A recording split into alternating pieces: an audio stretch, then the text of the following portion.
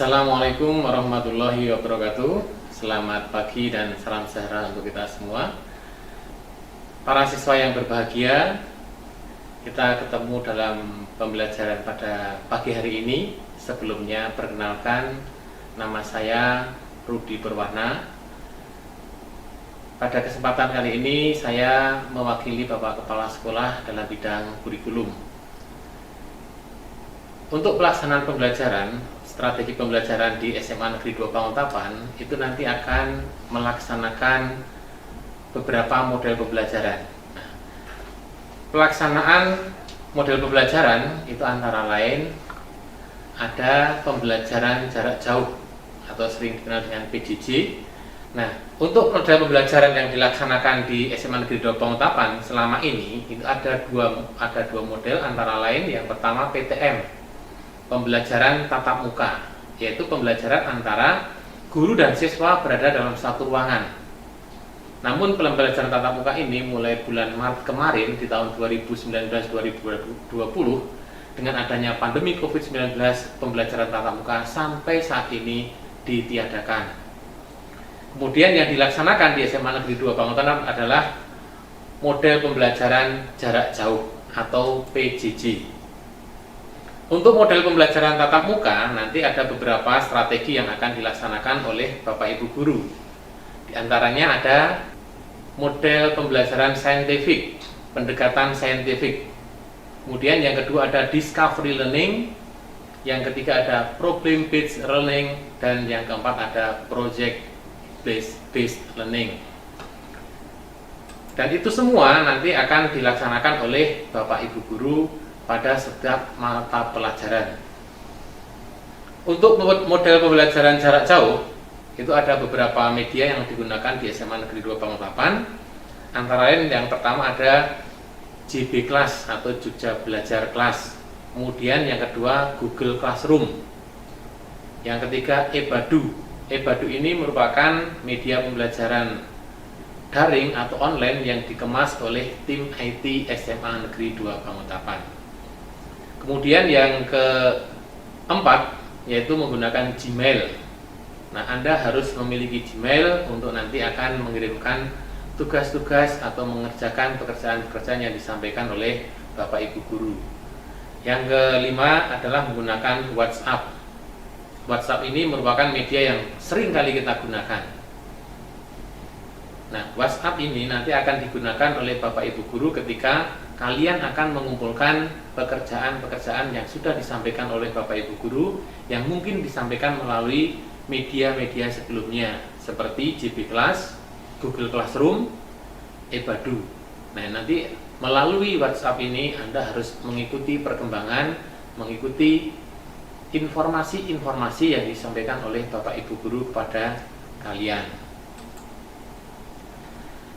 Dalam setiap proses pembelajaran itu nanti akan dilaksanakan penilaian. Penilaian yang dilaksanakan di sini antara lain ada penilaian pengetahuan. Di SMA Negeri 2 Pangontapan untuk menilai pengetahuan itu nanti ada penilaian harian, penilaian blok, penilaian akhir semester ataupun penilaian akhir tahun. Yang telah dilaksanakan di SMA Negeri 2 Pangontapan, penilaian harian itu nanti bisa berbasis kertas, bisa berbasis komputer, ataupun bisa berbasis Android. Yang selama ini dilaksanakan di SMA Negeri 2 Pangontapan selama darurat COVID-19, pembelajaran atau penilaian pengetahuan itu dilaksanakan dengan online. Yaitu nanti Bapak Ibu Guru akan menggunakan aplikasi CBT Mandiri yang akan dikerjakan oleh para siswa semua di rumah. Nah, mohon ketika Anda melaksanakan penilaian harian ini, Anda melakukan dengan jujur. Artinya semua itu Anda kerjakan secara mandiri. Tidak boleh melakukan googling, searching, ataupun yang lainnya, sehingga nanti nilai yang kalian peroleh itu adalah benar-benar dari pekerjaan kalian sendiri. Para siswa yang berbahagia,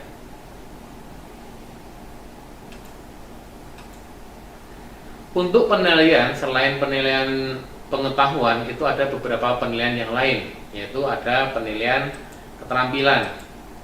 Penilaian keterampilan itu nanti akan diperoleh oleh Bapak Ibu guru dari kalian itu dengan beberapa macam ya. Antara lain yang pertama portofolio, kemudian penilaian proyek, yang ketiga penilaian produk, dan yang keempat penilaian unjuk kerja. Masih ada satu penilaian yang akan dilaksanakan oleh Bapak Ibu guru selain portofolio, proyek, produk, unjuk kerja, itu nanti adalah dengan penilaian teknik lain. Di masing-masing penilaian ini nanti akan tertuang di dalam e-raport kalian. Nah, akan menggunakan portofolio, proyek, produk, kalian harus mengikuti apa yang diinstruksikan oleh Bapak Ibu guru. Selain penilaian keterampilan, itu ada juga penilaian sikap. Penilaian sikap itu nanti akan dilaksanakan oleh Bapak Ibu guru dengan cara yang pertama observasi, penilaian observasi, pengamatan. Ketika darurat COVID-19, tentunya untuk penilaian observasi ini tidak bisa dilaksanakan karena proses kegiatan belajar mengajar kalian berada di rumah kalian masing-masing. Dan cara mengerjakan kalian juga Bapak Ibu guru tidak bisa mengetahui apakah kalian itu mengerjakan sendiri, dibantu orang tua, dibantu teman, atau Anda dalam mengerjakan tugas-tugas itu memang melihat atau mencontek buku-buku pelajaran yang lain. Kemudian yang kedua jurnal. Yang ketiga penilaian antar teman. Nah, untuk tiga penilaian di atas, ketika terjadi pembelajaran jarak jauh atau daring atau online, itu nanti tidak bisa dilaksanakan dengan secara optimal. Yang bisa dilaksanakan dengan optimal yaitu yang keempat adalah penilaian diri. Penilaian diri ini nanti akan disampaikan oleh Bapak Ibu guru bisa melalui dengan pembuatan Google Form. Kalian harus mengisi di situ.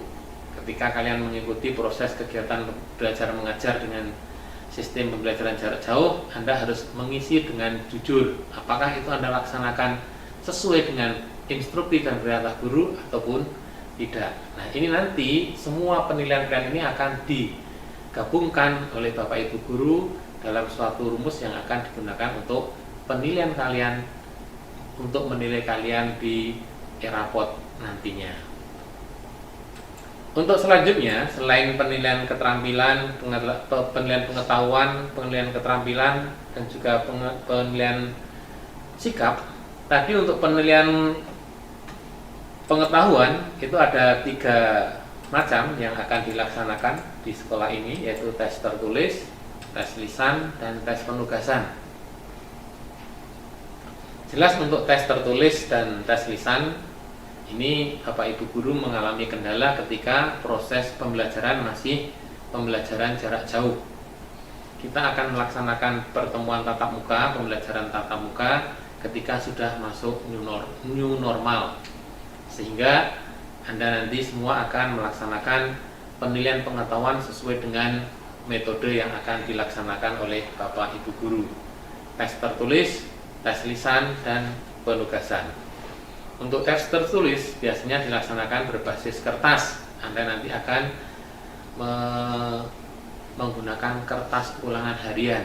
Dulu di SMA Negeri 2 Pangutapan ada kertas ulangan harian ataupun lembar jawab komputer yang nanti juga bisa dilaksanakan dengan tes berbasis komputer. Namun tidak diisikan langsung di monitor Anda, tapi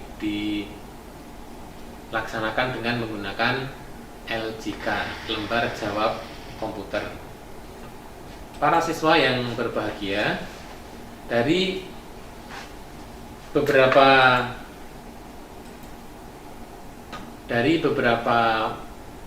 model pembelajaran tadi, ada pembelajaran jarak jauh, ada pembelajaran tatap muka, nanti masing-masing akan menggunakan beberapa pendekatan. Pendekatan yang dilaksanakan oleh Bapak Ibu guru antara lain yang pertama ada pendekatan saintifik. Tujuan pembelajaran dalam saintifik,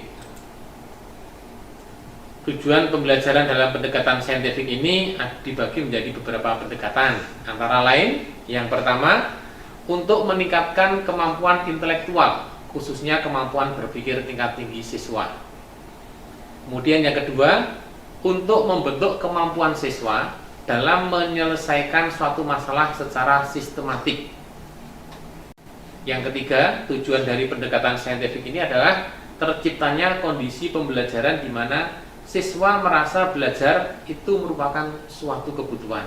Jadi belajar itu adalah kebutuhan Anda. Seperti kalau Anda mau makan, Anda mau minum, terasa haus Anda mau minum, terasa lapar Anda mau makan, dan ini Anda terasa membutuhkan belajar. Jadi belajar itu menjadi satu bagian dari kebutuhan kalian. Yang keempat, dengan pendekatan saintifik tujuannya adalah diperolehnya hasil belajar yang tinggi. Diharapkan Anda nanti akan mendapatkan hasil belajar yang tinggi yang dituangkan dalam lembar hasil belajar siswa kalian atau rapot kalian. Yang kelima, untuk melatih siswa dalam mengkomunikasikan ide-ide, khususnya dalam menulis artikel ilmiah. Jadi dalam pendekatan ini nanti kalian diharapkan bisa melaksanakan suatu karya tulis ilmiah. Yang keenam, untuk mengembangkan karakter siswa. Prinsip-prinsip dalam pembelajaran dengan pendekatan saintifik ini juga ada beberapa. Antara lain, yang pertama, pendekatan saintifik ini pembelajaran berpusat pada siswa, student center, berpusat pada siswa, berpusat pada kalian. Jadi nanti kalian adalah menjadi subjek yang belajar. Kemudian yang kedua, pembelajaran membentuk student self concept. Student self concept. Kemudian yang ketiga, pembelajaran terhindar dari verbalisme. Prinsip yang keempat, pembelajaran memberikan kesempatan pada siswa untuk mengasimilasi dan mengakomodasi konsep, hukum, dan prinsip. Mengakomodasi konsep, hukum, dan prinsip. Yang kelima, pembelajaran saintifik ini bertujuan mendorong terjadinya peningkatan kemampuan berpikir. Meningkatan kemampuan berpikir. Kemudian yang keenam, meningkatkan motivasi belajar siswa maupun motivasi mengajar guru. Jadi nanti akan terjadi hubungan timbal balik antara siswa dan guru. Siswa termotivasi untuk belajar dan guru termotivasi untuk mengajar. Kemudian yang ketujuh, memberikan kesempatan kepada siswa untuk melatih kemampuan dalam komunikasi.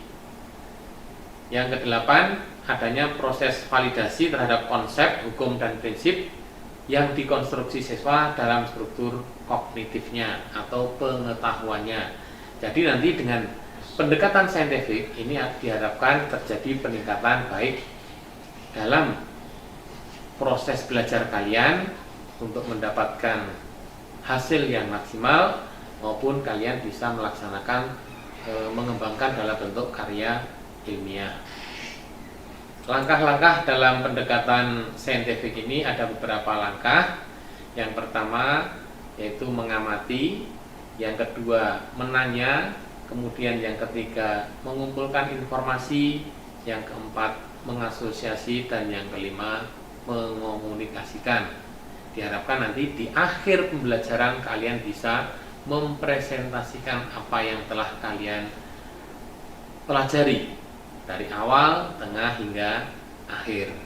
Dan ini nanti akan menjadi satu penilaian tersendiri dari Bapak Ibu guru dalam proses kegiatan belajar mengajar.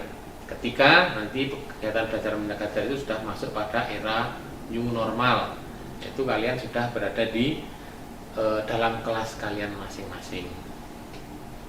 Para siswa yang berbahagia, untuk proses dari kelima tadi antara lain yang pertama mengamati. Mengamati itu adalah kegiatan belajar di mana kalian bisa membaca, mendengar, menyimak, melihat. Melihat itu tanpa atau dengan alat. Anda bisa melihat ketika ketika Bapak Ibu guru menayangkan video, kalian akan bisa mengamati. kemudian ada suaranya kalian bisa mendengar, dan kompetensi yang dikembangkan di sini adalah melatih kesungguhan, ketelitian kalian dalam mencari informasi. Kemudian yang kedua, kegiatan menanya. Kegiatan menanya ini adalah kegiatan ketika kalian mengamati, nanti kalian akan mengajukan pertanyaan. Pertanyaan yang berkaitan dengan informasi yang belum atau yang tidak kalian pahami ketika kalian sedang mengamati. Nah, pertanyaan untuk mendapatkan informasi tambahan tentang apa yang sudah kalian amati. Ketika kalian melihat film, ketika kalian melihat video, atau ketika kalian membaca, pasti kalian ada beberapa hal yang belum kalian pahami. Nah, di sini kalian mengembangkan kompetensi untuk menanya. Kompetensi yang dikembangkan dalam menanya ini adalah mengembangkan kreativitas, rasa ingin tahu, kemampuan merumuskan pertanyaan untuk membentuk pikiran kritis yang perlu untuk hidup cerdas dan belajar sampai atau sepanjang hayat. Artinya di dalam proses menanya ini akan nanti membentuk kalian dalam mengembangkan berpikir kritis. Kemudian yang ketiga, mengumpulkan informasi. Mengumpulkan informasi itu kegiatan ketika kalian melakukan eksperimen, membaca sumber buku teks, kemudian mengamati objek, beraktivitas, ataupun ketika kalian melakukan wawancara dengan narasumber. Nah, ini yang disebut dengan mengumpulkan informasi. Saya ulangi, kegiatan mengumpulkan informasi ini bisa diperoleh dengan yang pertama, melakukan eksperimen. Yang kedua, membaca sumber buku teks. Yang ketiga, mengamati objek, kejadian atau peristiwa. Yang keempat, aktivitas. Dan yang kelima, melaksanakan wawancara dengan narasumber. Nah, kompetensi yang dikembangkan dalam mengumpulkan informasi ini adalah mengembangkan sikap teliti. Nah, di sini kalian nanti bisa dinilai sikapnya, teliti, jujur, sopan, menghargai pendapat orang lain, kemudian kemampuan Anda berkomunikasi, kemudian menerapkan kemampuan mengumpulkan informasi melalui berbagai cara yang telah kalian pelajari. Nah, ini kemudian yang keempat, yang selanjutnya yaitu menalar. Kegiatan ini adalah kegiatan mengolah informasi. Setelah kalian mendapatkan informasi, baik terbatas dari hasil kegiatan mengumpulkan eksperimen maupun hasil dari kegiatan mengamati dan kegiatan mengolah informasi, itu nanti akan kalian olah untuk dijadikan untuk menambah keluasan dan kedalaman sampai pada pengolahan informasi. Yang tahap yang terakhir dalam pendekatan saintifik ini adalah mengkomunikasikan. Kegiatan belajar dalam mengkomunikasikan ini adalah menyampaikan hasil pengamatan, kesimpulan berdasarkan hasil analisis secara lisan, secara tertulis, atau dengan menggunakan media lain. Nah, di sini kalian akan mengembangkan sikap jujur, teliti, toleransi, bahkan kalian nanti akan menggunakan kemampuan kalian dalam berpikir secara sistematis. Nah, itu tadi adalah metode dalam pendekatan saintifik. Selain metode saintifik, ada pendekatan lain, yaitu pendekatan problem based learning. Problem based learning adalah pembelajaran menggunakan masalah nyata, otentik, dan terstruktur yang bersifat terbuka sebagai konteks bagi peserta didik untuk mengembangkan keterampilan menyelesaikan masalah dan berpikir kritis, sekaligus membangun pengetahuan baru. Saya ulangi, problem based learning adalah pembelajaran yang menggunakan masalah nyata, otentik, yang tidak terstruktur dan bersifat terbuka sebagai konteks bagi peserta didik untuk mengembangkan keterampilan menyelesaikan masalah dan berpikir kritis sekaligus membangun pengetahuan baru. Itu pengertian dari problem based learning. Nah, tujuan dari pembelajaran pendekatan problem based learning ini adalah mengembangkan kemampuan berpikir kritis dan kemampuan memecahkan masalah sekaligus mengembangkan atau membangun pengetahuan sendiri. Prinsip dalam problem based learning yang pertama ini adalah menggunakan masalah nyata sebagai pengembangan pengetahuan berpikir kritis dan memecahkan masalah. Kemudian yang kedua, masalah bersifat terbuka. Yang ketiga, berpusat pada peserta didik atau student center dan berkolaborasi antar peserta didik. Ini sangat diperlukan dalam proses pemecahan masalah. Ciri-ciri dari proses pembelajaran di sini nanti Anda harus aktif berpikir, berkomunikasi, mencari dan mengolah data, dan akhirnya menyimpulkan. Itu yang pertama. Yang kedua, aktivitas pembelajaran harus diarahkan untuk menyelesaikan masalah. Jadi nanti ada masalah yang disampaikan, kemudian Anda akan mencari solusi dari penyelesaian masalah tersebut.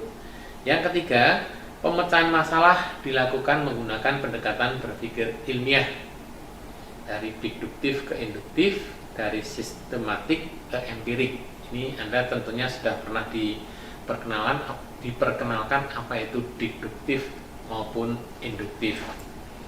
Nah, penilaian problem based learning ini ditekankan pada pemecahan masalah dalam bentuk penilaian kinerja, dan di sini nanti akan masuk dalam penilaian keterampilan atau ranah penilaian keterampilan. Demikian untuk problem based learning. Selain problem based learning, masih ada satu lagi tadi yang perlu disampaikan, yaitu project based learning.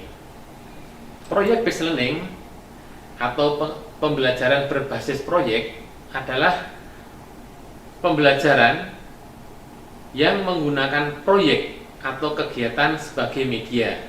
Di sini kalian nanti akan melakukan eksplorasi, penilaian, interpretasi, sintesis, dan informasi untuk menghasilkan berbagai bentuk hasil belajar.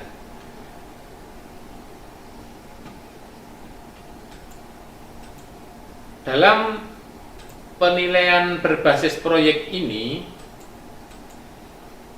ada beberapa prinsip yang harus dilaksanakan, antara lain pembelajaran nanti harus berpusat pada peserta didik seperti pendekatan sebelumnya, seperti pendekatan saintifik, problem based learning, project based learning. Project based learning pun nanti akan berpusat pada peserta didik. Tugas proyek menekankan pada kegiatan penelitian berdasarkan satu tema maupun topik tertentu. Jadi nanti Bapak Ibu guru akan memberikan kalian tema atau topik yang nanti akan kalian pelajari. Nah, di samping itu prinsip yang lain yaitu prinsip penyelidikan atau eksperimen yang dilakukan secara otentik yang nanti akan menghasilkan produk nyata. Sehingga nanti dalam penilaian ini masuk dalam ranah keterampilan, yaitu nanti akan menghasilkan suatu produk. Produk ini nanti antara ya produk, laporan atau hasil karya yang selanjutnya dikomunikasikan untuk mendapatkan tanggapan atau umpan balik untuk perbaikan pada proyek berikutnya. Manfaat pembelajaran berbasis proyek ini nanti kalian akan mendapatkan pengetahuan dan keterampilan yang baru. Di samping itu akan meningkatkan kemampuan kalian dalam memecahkan masalah serta membuat kalian lebih aktif dalam memecahkan masalah yang kompleks. Artinya kalian nanti akan bisa memecahkan permasalahan dalam belajar Anda. Kemudian yang keempat, dapat mengembangkan dan meningkatkan keterampilan dalam mengelola sumber, bahan, atau alat untuk menyelesaikan tugas dari Bapak Ibu guru. Kemudian yang kelima, akan meningkatkan kolaborasi atau kerjasama kalian khususnya dalam proyek based learning ini nanti akan disampaikan dalam bentuk kelompok. Jadi nanti Anda harus saling bahu-membahu, saling membantu, saling mengisi dalam kolaborasi bekerja dalam kelompok. Langkah-langkah yang akan dilaksanakan dalam pembelajaran berbasis proyek. Yang pertama, penentuan proyek. Setelah ditentukan proyek apa yang akan Anda buat. Kemudian yang kedua, perencanaan atau perancangan penyelesaian proyek. Anda nanti akan membuat rancangan proyek, planning, kemudian menyusun jadwal pelaksanaan yang akan dilaksanakan proyek tersebut. Yang keempat, nanti akan penyelesaian dengan fasilitas dan monitoring guru. Ketika kalian menyelesaikan proyek, nanti akan diamati, akan dimonitor oleh Bapak Ibu guru. Kemudian yang kelima, nanti kalian akan menyusun laporan dan akan melaksanakan presentasi. Nah, akhir dari tahap ini adalah evaluasi proses dan hasil proyek. Nah, di sini nanti akan menghasilkan suatu produk. Demikian para siswa, apa yang saya sampaikan berkaitan dengan strategi pembelajaran. Untuk pembelajaran jarak jauh, seperti yang tadi saya sampaikan, ada JB Class, Google Class, Ebadu, Gmail, dan WhatsApp. Silahkan kalian ikuti selama kondisi darurat COVID-19 masih diberlakukan di DIY. Sedangkan untuk pembelajaran dengan pendekatan scientific, discovery learning, problem based learning, dan project based learning, silahkan kalian ikuti nanti ketika kita sudah melaksanakan new normal atau proses pembelajaran tatap muka. Kurang lebihnya saya mohon maaf, saya akhiri. Selamat pagi, Assalamualaikum warahmatullahi wabarakatuh.